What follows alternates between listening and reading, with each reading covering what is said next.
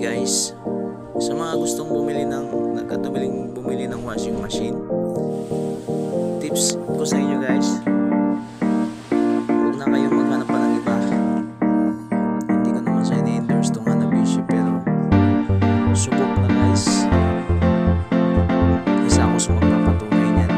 Kaya sa mga gustong bumili ng washing machine, Hanabishi na sa maganda na gamitin, kilalang brand pa at matibay talaga. Kaya sa mga subscriber ko yan guys, sa mga gusto ng washing machine, Hanabishi ang magandang brand. Ayan guys, panoorin nyo hanggang dulo yung video. Ayan, tinetest ko paano gamitin ito.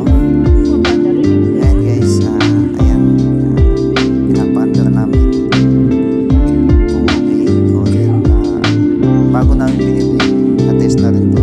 Okay naman ang naging so ngayon, tinitest namin ito sa bahay.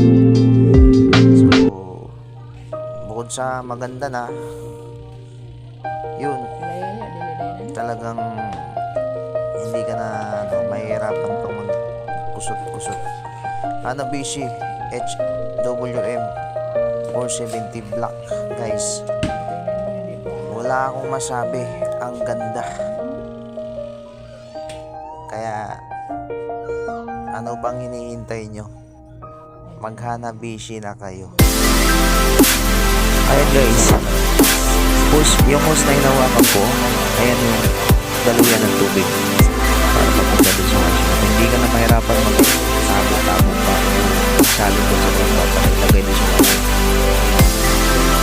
Magtayo nyo lang siya sa level na washing machine.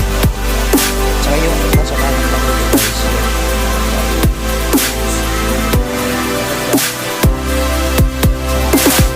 sa mga viewers ko dyan, ano pang hinihintay nyo? Subok na. Ayan guys, Hanabishi HMW 470 Black, bili na.